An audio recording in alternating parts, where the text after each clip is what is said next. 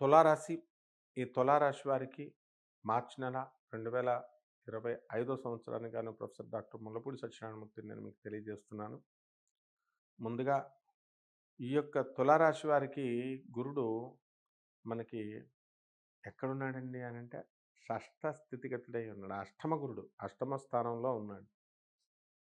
కాబట్టి ఈ యొక్క తులారాశి వారికి షష్ఠ స్థితిగతుడైనటువంటి రాహుగ్రహము మనకి శత్రువులపై ఆధిపత్యాన్ని ఇస్తుంది. మీ వ్యాపారాలన్నీ కూడా ముందుకు బ్రహ్మాండంగా తీసుకెళ్తారు. ఇప్పుడు ఫ్యాన్సీ స్టోర్లు, బట్టల షాపులు, హోటల్ ఇండస్ట్రీ, తర్వాత 1 గ్రామ్ గోల్డ్ ఇలాంటి బిజినెస్‌లన్నీ కూడా బ్రహ్మాండంగా రాణిస్తాయి. అలాగే మహిళలంతా కూడా మీకు సహకరిస్తారన్నమాట. ఈ విధంగా మీడియా రంగము, సినిమా రంగము ఇవంతా కూడా యాక్ట్ చేసేటటువంటి వాళ్ళందరికీ కూడా ఎంతో బ్రహ్మాండమైనటువంటి పేరు ప్రతిష్టలు ఇవన్నీ కూడా ధనము ఇవన్నీ రావడానికి అవకాశాలుంటాయి. కాబట్టి ఈ యొక్క తులారాశి వారికి కోర్టు సమస్యలతో ఇద్దరు కూడా కొట్టుకుంటున్నారు. మీ అన్నదమ్ములు ఇద్దరు కూడా కానీ మీ అన్న చెల్లెళ్ళు అంతా కూడా. అయితే ఈ వ్యవహారం ఒక దరికి రావడం లేదనమాట. అంటే మనకి ఈ వ్యవహారం పట్ల పూర్తి అవగాహన ఉన్నటువంటి వారి యొక్క మాటలు మరి వీళ్ళు వినడానికి అవకాశం లేని విధంగా ఈ యొక్క తులారాశి వారు ఉంటారు. ఇక తులారాశి విద్యార్థులు చదువులో వెనకబడిపోతారు కాబట్టి వీళ్ళు జాగ్రత్తగా చదువుకోవాల్సినటువంటి అవసరం ఉంది.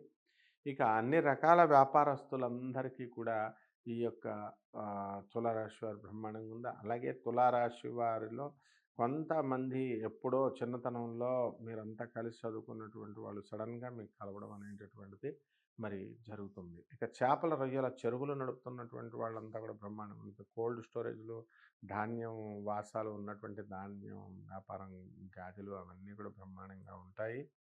ఇక ధాన్యం మీద బాగా సంపాదించడం ద్వారా అద్భుతమైనటువంటి ఫలితాలు మనకి ఈ రాశి వారికి కలుగుతున్నాయన్నమాట.